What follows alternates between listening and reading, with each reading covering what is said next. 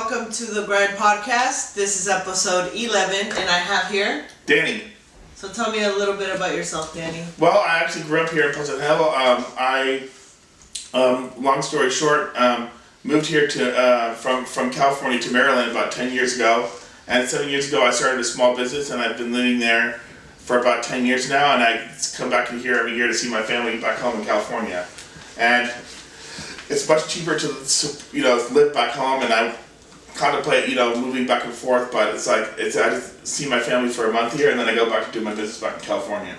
Maryland, sorry. Maryland. Yeah. So you're from California and your business in Maryland. Yeah, but I live there pretty much. I do my business about 10 months out of the year, and then I see my family on my off season. What is your business? My business is Shanice Kettle Corn, and I actually used to work for a company here in Benicia. The company is called Kettle Pop. I don't know if you're familiar with them, but they do a lot of markets a week. And when I moved to Maryland, I actually wanted to sell something else. I actually wanted to sell caramel apples, but Maryland actually in 2019 passed a law where they allow you to sell things from home. And if you're not familiar with it, it's actually called a cottage food law. Mm-hmm. And you're able to make $30,000 a year from your house, and you're able to store your supplies in your house. So they approved popcorn as one of those things. So that's why I went back to kettle corn.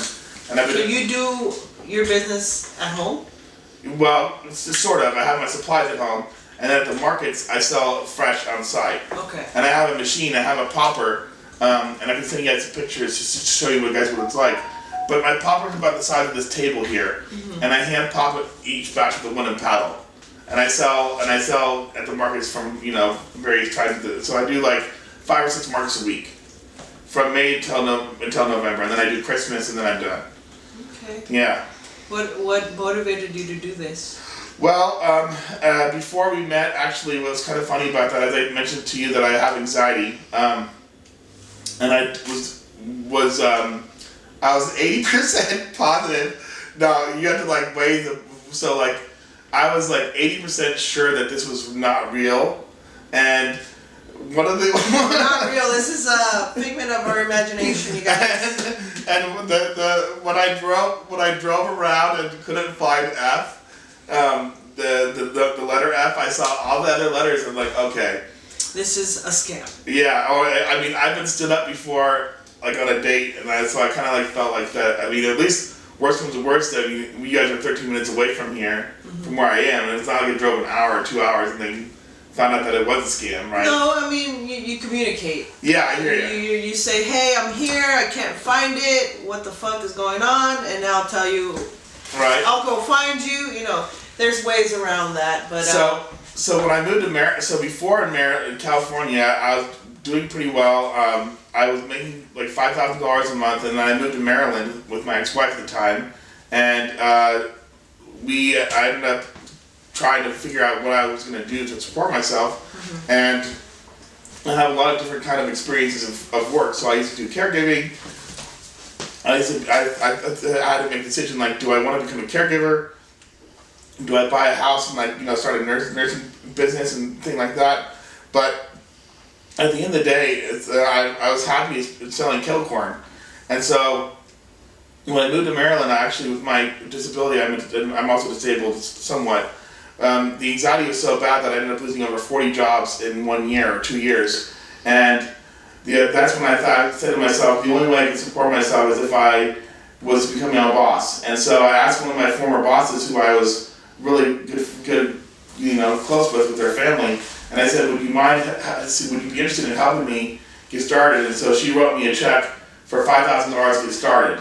And so, how long ago was this? 7 years ago. Okay. And so in 2018, and then I moved to Maryland in 2015, and then what's funny about that was I ended up doing pretty well, and I ended up getting to 7 markets a week, and then COVID happened, and then my ex-wife and I got a divorce amicably during COVID, and I was homeless on the street, and then I ended up doing my business still while living in my van, and then I ended up having to and then everything after COVID, everything ended up going back to kind of normal, mm-hmm. for the most part. And then I was able to now support myself without with doing my business and everything. And then with that, my ex-wife and I didn't want to get back together, even though I asked her 9 times to get back together. And then we're just now friends. So. Mm-hmm. So how did you overcome homelessness? I've been homeless before. So the funny thing about that is actually you have to think about like what is your strategy as far as like finding a place to live, finding somewhere safe. The number one thing at the time, the number one thing that I think that always makes you laugh, especially during COVID, because beforehand I was homeless, like, all right, where am I going to take a shit, right? Yeah. Right? Yeah. And before COVID, your go-to place, there's several different options back then, right? So what I tell people who are homeless or that I have a friend who was living in his car, okay, join a gym, right? I mean, you don't have to exercise. I mean, if you want to exercise, great, but at least you can get a shower. And if you're working, and you can go to the bathroom, whatever. And then with fast food places, they're always open. Well, COVID, they locked them all out and everything. So that was the really hardest part. And I was living in my van, and then I ended up going to these motels where like they don't. I don't know if they have them here, but they have these really horrible motels. Yeah. And they charge $37 a night. Mm. And so I ended up living in one of those, and then I found a place to live. After that, where I was able to rent a room for $500 a month for a room. Okay. Yeah. And this was all in Maryland or in California? Yeah, in Maryland. Yeah. So because it's like I contemplate going back home to California, but it's like it's $1,000 a month for renting a room now. Like before, I used to live off of Clayton Road. And I used to work at Fry's Electronics. Fry's. Right? I worked at Fry's too. They're not the what? I used to work at Fry's. Oh, cool. What did you used to sell? Which department? I was in appliances. Okay, I used to do computer sales. Yeah, and I used to work there when they opened up, and I was really sad that they closed down. Yeah. So. Thanks to Amazon. Right, I know, and also they also say the iPhone too.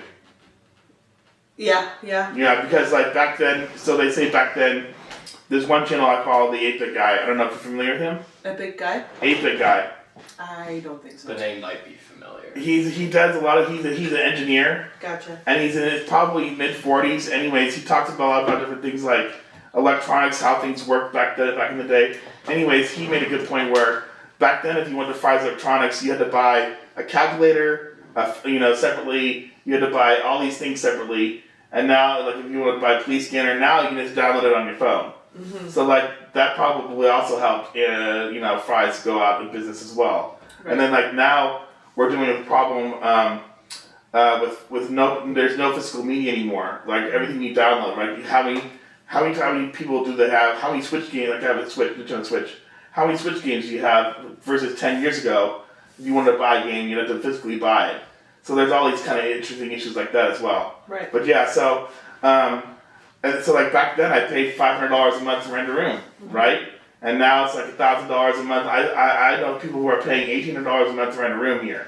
It's ridiculous. I know. I mean, we're talking about rent. I went to the store to buy eggs the other day, and I didn't buy them because they were like more than $12. I know. So I said, screw that. I know. So yeah, so at the end of the day, like Maryland is overall really affordable. So with my business and the way it's gonna go, in 3 or 4 years I want to have a food truck. In 3 or 4 years I might want to have a home. But before that, sure. Your business, right? Yeah, absolutely. Is it just you? Or do you have workers? Or? I have 4 employees. Okay. Yep, and I have one main helper who helps me, and I have 3 people who are like I have a backup helper, and then I have I pay $20 an hour cash, and so. My goal now is eventually to get it to a food hall where I have my business full time year round. Yeah. And so then I have to learn how to pay payroll taxes and to pay things like that. I mean, I like the idea of paying on the table because first there's so many problems. So first off, I hire from Craigslist as well, and I've hired a lot of crazy people. I can imagine. And I think it comes with the territory. And the funny thing about that too, so Craigslist. when I post on Craigslist that I'm hiring, and so I posted an ad that I need somebody to help me make cotton candy. So I bought my first cotton candy machine 2 years ago, and then last year I sold about 1,500 cotton candy machine containers.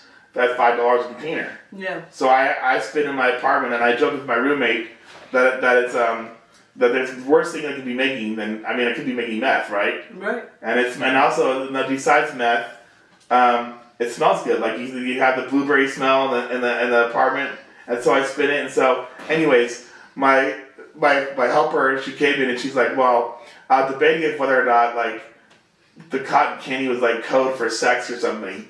and she told me that when she came up to my apartment and actually helped me make cotton candy, that I guess all of her friends were disappointed that I was really like a good person. Like I was like really trying to pay somebody to help me make cotton candy, So like that was kind of funny. And so are you telling me people walk into these things wanting to be harmed? Have they taken advantage of? That's a good question. I mean, my friend who actually I will not name because I want to say the name, but she does things like, if you look at the gig section, for example, you will get a wide variety of weird things. So I think one of the things she does is give massages for people, and I think one of the guys I think was willing to. So see, this is why it's like, there's weirdness from being a male, and then there's weirdness from being a female, and it's like so much longer. Like I feel like it's like wow, it's like wait, being a female is weirder than being no, like the weird experiences that you get, right? Right. You're right, and so like for example, I've been on Facebook since 2007, and I've only had one person send me a nude photo of themselves. Was it a boy or a girl? It was a boy. I don't even want to ask how it happened because sometimes people are just. And then I had another situation too that I'll tell you about on Craigslist. So you know how like there's the community section in Craigslist. I've seen it, yeah. I try not to be on Craigslist often. Well, beforehand, there used to be a dating section where there's a platonic dating section and a casual, sex dating section. And I'm actually, I'm getting embarrassed by just saying the word sex, but anyways. And then there's the platonic section. So the community section was kind of funny because my ex-wife and I actually met on Craigslist. And we got married. Interesting. I know. Plot twist! Craigslist is a dating site? Yeah, in the dating section, yeah. And was she human or a robot? She was human. Okay. Yeah. And so the funny thing about that is that with the anxiety, and I mean I play pool and I play pool at a bar now 2-3 times a week, but I don't drink as a guy, because yeah, fuck that guy. So this guy said this guy made a post saying that he's looking for a pool player, and I'm like, oh Tracy, like I have a potential for a friend, to play pool with, and it says please text, and it just it didn't seem like a completely normal conversation, and so we started texting each other. I'm looking for a pool player. Cool, you play pool too. And then, 3 or 4 text messages in, he says to me that he's bisexual. Looking for a fun time. And I'm like, oh, well, that's really sad. I was really brokenhearted because I really wanted a friend to play with. You're like, I don't care about your bisexualism. I just want to play. And I know. And I'm like, what does this have to do with pool? I don't go bowling with somebody and then have a bowling buddy come up and say, by the way, I'm bisexual. Now I can't trust people after this, man. I know. I just can't. So I have actually friends now, and I was just disappointed because it's so then he sent me his nude pictures and stuff. So yeah, so as far as of the pool guy. Yeah. Damn. And then I blocked him. Yeah, good. Yeah, good. But what? Okay, so you're on Craigslist a lot. It sounds like. Not as much as I used to, because now that I have Facebook, and but beforehand I used to be. Mm-hmm. And what was funny about that is that, so back in 2010, I actually had an interesting life. So when I was 19, in fact, I lived here in Concord from a long time, and when I was 19, my first partner got diagnosed with cancer and died. And so I was her caregiver, and that's what got me into caregiving. Mm-hmm. And so she was diagnosed with cancer, and when we met at Fry's Electronics, and Fries, man. all right, I know. Right? They're like I know for as nerdy as that place was, like every day was a matter of like who was having sex with who and who was and so I was never a part of that. And I was actually this is a funny story actually.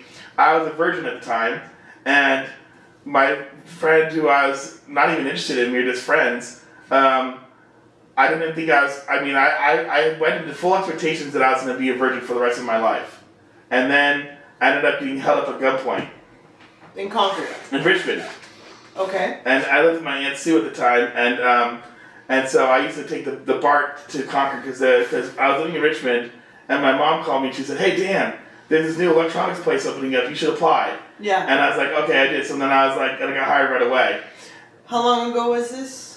This was 2004. Okay. Yeah, and so I got held up. So I had a bunch of friends already at Fry's, and this is probably 6 months in or so, and my friend, she called me up and said she wanted me to hang out. She wanted to hang out with me, and I said no, I'm sorry, I got held up at gunpoint. And of course, this is back then. Was it real? You actually got held up? I did, yeah. I got held up at gunpoint. And what's funny about this was, so I got held up at gunpoint. They came around and pointed a gun at my head. Mm-hmm. They took everything I had, and I didn't even have any money to take BART out to go hang out with my friend. Where did this happen? Like in the street at a gas on station? Harbor Way in Richmond, off of McDonald Avenue. I don't know. Okay, right by the BART station. Okay. I know Richmond's a sketchy place. It is. So anyways, they all thought I was like lying to like purposely get out of like hanging out with them, which I probably, not gonna lie, I probably sometimes do make up excuses, but I said no, I really did get out of gunpoint. So anyway, she called me the F word back then. And back then it was acceptable for you to say the F word. The F-A one? Yeah. Oh. Okay. Yeah, and they all laughed at me and hung up the phone. And then like 10 minutes later, as they were all gone, she called me back and said, okay, she wanted me to come over, so I came over there, and then, I ended up staying the night, and that's how I lost my virginity. Nice. And, yeah. At her place? Yeah. Dope. I know. And the funny thing about that is that she felt scared for me that I got held up at gunpoint, that I was not in a safe neighborhood, and wanted me to stay over at her place. So the whole time I was thinking that I was going to stay the night at her place. And so when it came time to go to bed, I said to myself, okay, I'm going to go sleep on the couch now. And so she asked me, she said, why don't you sleep in the bed with me? That was so stupid. Hint. I know, I didn't even know, I didn't connect it to, like, okay, like, something's gonna happen.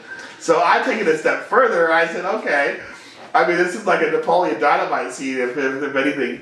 So I said, I sleep naked, right? You told her that? Yeah. And what she said? She said, okay. Nice. Which I do sleep naked. Not when it's cold, though, right? Yeah. Yeah. And next subject. Anyway. Next subject. Do you believe in aliens? Okay, so, no, I do not. You want to explain, or you just... Sure, yeah. Anyways, well, there may be something out there, but as far as, like, I don't believe in a higher power. As far as, like, with the number of galaxies that are out there and the percentages of there being actual life out there, there may be. Like, they've actually factored in the percentages of actual, like, planets that could have life, but...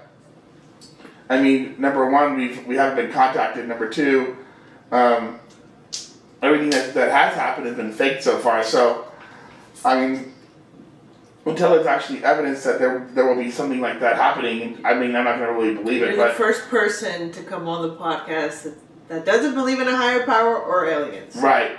And so I actually had a friend of mine who was an atheist and also believed in ghosts. And I'm like, you're fucking stupid. Right? I mean, the entire thing of ghosts and spirits and spiritual side of things is based on religion. Like, Yes and no. I met people that are spiritual but not religious and vice versa. and I may have been a little harsh. In fact, he was a friend of mine. He sadly passed away about 3 years ago. And we'd always go back and forth on this. And I think sometimes, sometimes people like, I think he was one of those people like, oh, I'm going to believe in something just because I'm going to believe in it, and it's going to piss other people off if I believe in it. He was one of those people. So see, I wouldn't be able to tell a person was like that. Because normally when people are like, oh, I believe in this, or I don't believe in this, it just Sure, I hear ends, you know? Right, and I've gotten better at that. So I used to be like, my uncle, he's really funny because I've never done drugs and I've never been high, and so sometimes when I get on this thing, and I actually believe that marijuana and drugs, some of them should be legalized. So I'm not against it. I just don't take it for myself personally because I have a history in my family. But oftentimes my uncle will say Dan, why don't you get off your high horse and smoke a bowl? And so that's pretty much. But I've learned now to become better at agreeing to disagree with people. So rather than say you're an idiot, right? And so it's still hard for people for some things. Right. But that show, Ghost Hunters. Yes. I just see that this is a stupid show. I don't really. Well, again, you also know that it's being made for entertainment, so they're probably gonna fake a couple things, if not most of it. But it's for entertainment, so you know it's fake. Right. So, but I've had people who've said that they for sure seen something. They for sure know that it's you must have taken some really good drugs or something, LSD or something. I don't know. I just have a hard time believing it.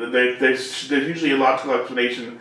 I find it hard to believe that there's all these ghosts around with missions that they need to complete and are invisible that they needed in order for them to do, and then before they either go to heaven or hell. Thank God I haven't seen any of my families recently passed. Appear on me, thank God, because I'm not ready for that. Because I hear once that happens to you, you're gonna die. So I may be ready to die, but not quite just now. I have a family member who is kind of crazy like that. So the house that they live in, the person in the house, people die in the home. First off, if I was a ghost, or if I died.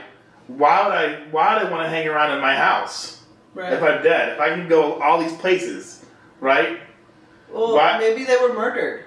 Or either that or murdered. So I have a relative who's I feel this person, or I see this person, or I hear this person, and I just can't help but think that you're nuts, right? You're just crazy. Well, there's vibes, and you sometimes you're allowed to believe what you want to believe. Sure. I believe what I want to believe. I respect it. I can see your point. I can see my point. But you said you had a story. Sure, yeah.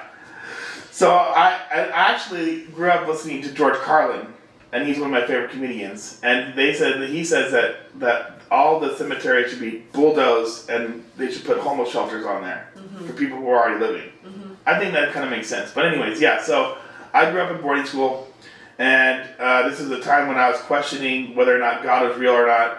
And my roommates, I didn't become an atheist until actually I turned 19. And I had a lot of problems with the Catholic Church at that time. This is when I was 14. This was back in 2099. And my two biggest issues with the Catholic Church at the time was abortion and homosexuality. And what was kind of interesting about that is that even I never thought that homosexuality was wrong. Like being gay was wrong. I thought that if it's your body and you want to do it, and if you're an adult, then who am I to sit there and tell somebody else how to live? And this is, of course, before gay marriage. So I thought that this idea of hell was really kind of too strict. And then I also have parents who are Jehovah's Witnesses, so they don't believe. Jehovah's Witnesses do not believe in hell. So. And then of course, but they didn't convert until I turned to 27. So yeah, so. What did they convert to?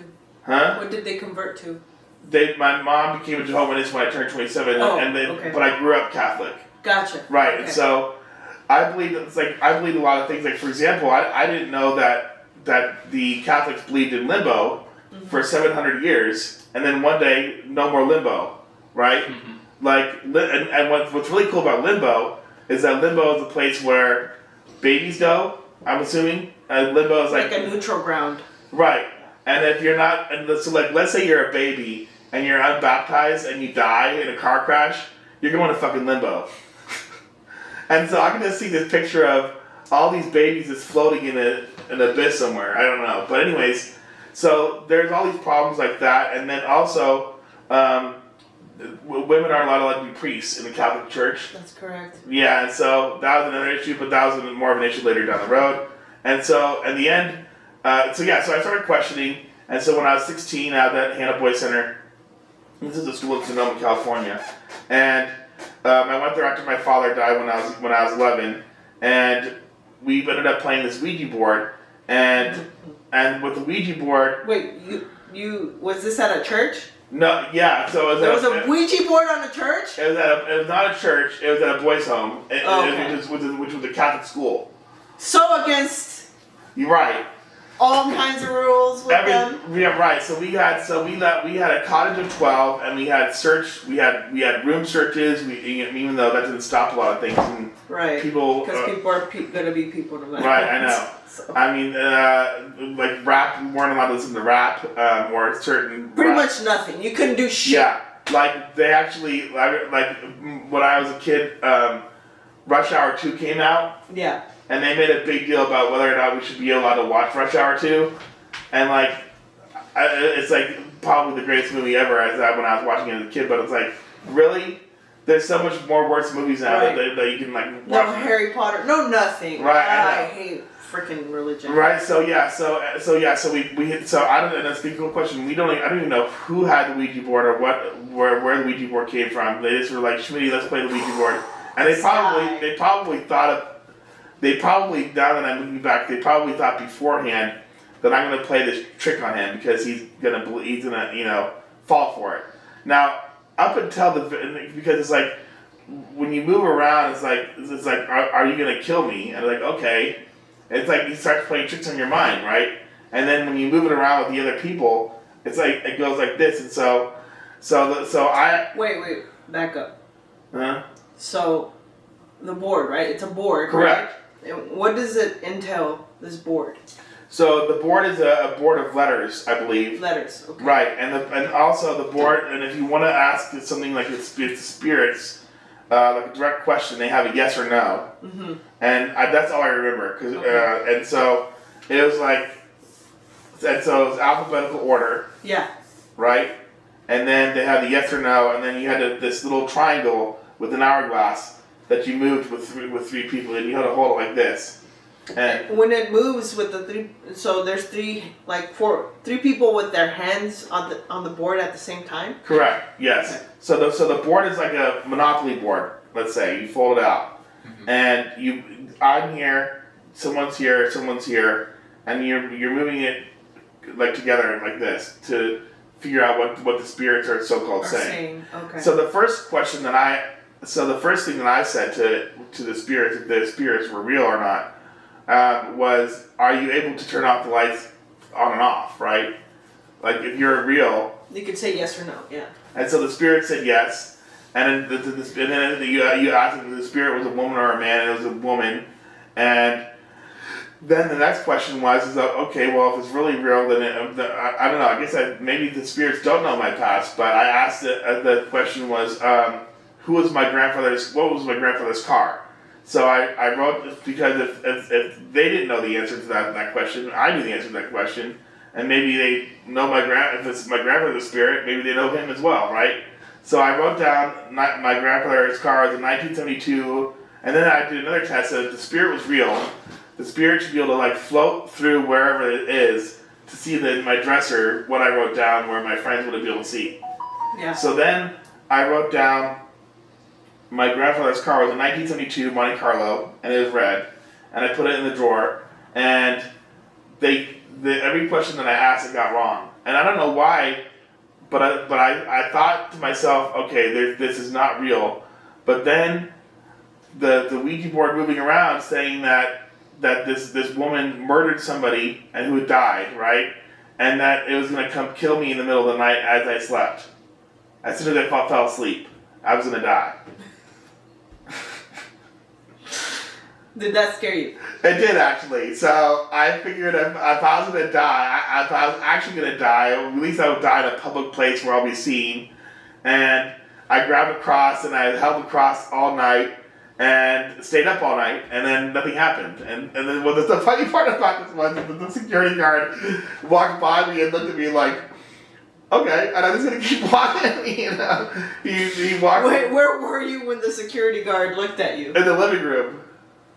Why was there a security? Oh, because you were in this. Yeah. So the way the setup was is that they had cottages of 12 kids, and the staff members went to bed, and they had a security guard who would go through to make sure that all the kids, right. You know, and it is a school of about 150 people. Okay. Yeah. And so and then I woke up the next day and I was like, okay, well there you go. There's nothing happened, so I'm still here. Yes, indeed, you're still here. Here in my podcast, not dead by this female demon thing. I know. Don't open your household or environments. And and that's actually a good thought process too. Like like I asked a question about this not too long ago on Facebook. Like if somebody was murdered in your house and the real estate agent gave you a significant discount to move in, would you move in? I would. I would have to think about it. Because I won't go into it. But anyway, I would have to think. Let's say well, it could be a murder-suicide, or somebody came in and just. I would rather just not know. Okay. But I think they have to tell you. They do, yeah. They have to disclose, yeah. I'd rather not know, and my answer is leaning towards no, because it would just wear on my $30,000 discount. Fuck no. It's not about the money for me. I want my peace, and then I know somebody died there because they killed themselves, and it's just all types of juju that I don't want to be around. So in DC was pretty sad, and I'll have to see if I can find the story. So in DC, this person, there's a family who were in this really wealthy home in either Bethesda or DC, like this multi-million-dollar home, let's say $4 million home. And I don't know why I'm laughing, this is actually a sad story.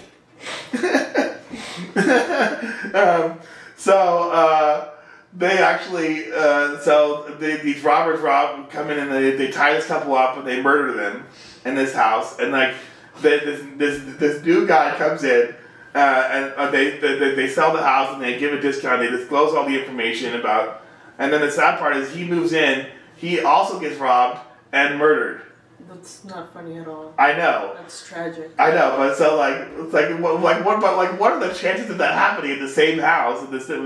How long ago was this? And it was probably in a time not too long ago, and in fact it was a time span of probably let's say 5 or 6 years. Wait, it actually happened? Yeah. In real life? It did, yeah. Oh. When I get back to the house, I'll try and send you the information. Okay, sounds like a great start. But it's we're gonna give you a discount, and it's what are the odds? I mean. And I guess I have to find out too if they were different people who robbed the house, but it's there's all these questions that why that house, what attracted them, you know? Right. So so I don't know. So maybe the bad vibes, this bad juju really does work, makes you think. I don't want to move in if I'm going to get murdered. No! Why would I walk into my own death? It's interesting. So there was this show I saw. I think it was on Netflix or Apple TV that starred Will Forte, and they were trying to do this murder podcast, and it was in Ireland or whatever. And it's you know what? Maybe you should just start a murder podcast. That's cool. Like a horror story podcast. There's many of them, actually. There's a lot of horror podcasts. But for some reason, my podcasts lately have been turned very gory as of late. And I don't know how to feel about that. Yeah. Anyway, are you trying to tell us to start a horror murder podcast? No. Because if you're down, then I'm down too. Anyway, so what's next? You're doing this popcorn. What is your ultimate goal? My goal now is I got offered to do a food hall in Baltimore. Okay. And my goal now is to have a food hall year round and to have a team of people and to make. Would you hire me? Yeah, I would. You seem like a good person. You have personality. You say hi to people. You smile. I actually have 2 stories where and so with my anxiety, first off, and also hiring on Craigslist, I hate having to fire people. Like, it's hard. People think that it's so great. Like Trump thinks it's so great. It's not. It's horrible. Like I'm putting my life in this guy's life in my hands. Mm-hmm. So this one guy, this is back about 13 years ago. He didn't know math, and he was probably intellectually disabled. And then on top of that, he burned the popcorn. So not only did I have to do everything, he just stood there while I served popcorn and had to sell at the same time. Was he being real with you, or was he just fucking around? I think he's being real. Because I guess so. Like he couldn't subtract 21 from 3. He couldn't subtract 20 from 3, which is 17. Yeah, I'm listening. Hold on, I have to Go ahead.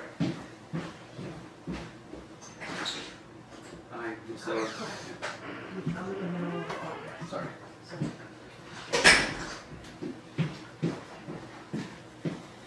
Anyway, sorry. And so this is the market where I did about 2,500 in 4 hours. Mm-hmm. And so I had to so this guy couldn't subtract 20 from 3, which is 17, and I saw him getting change that was mixed up change, and I'm not gonna, if I went back and I was short $300, my boss would yell at me, and then so I had to walk up the stairs and say, hey, this guy's not gonna cut it, and I felt bad, and then I had this one situation where I had this guy, this female and male, and this male had to watch me work with her the entire time.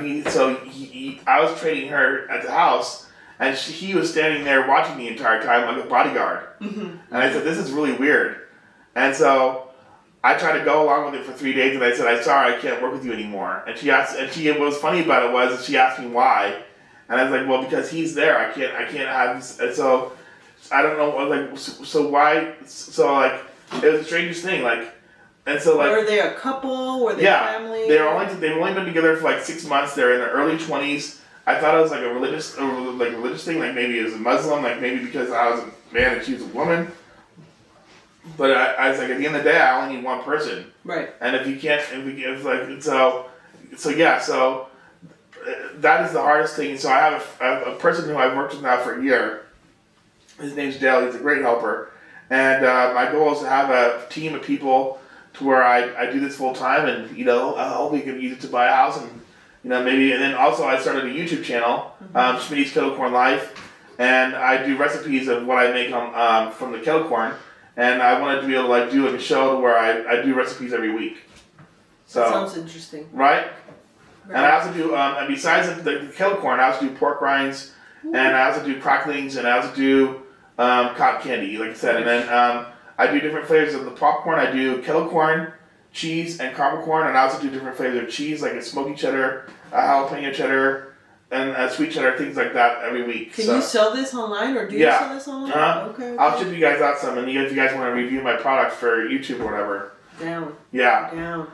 So if I give you this food haul, and so it's great. It's I went from being dirt poor to with this $5,000, and I have no loans, and I paid everything by myself, and the eye to the tunnel of being financially independent is really close, right, to where I see it, mm-hmm. And I smell it, and I feel it. I don't live with my parents till I'm 50 and right. never have sex again, right? And then never have a girlfriend this woman actually declined me.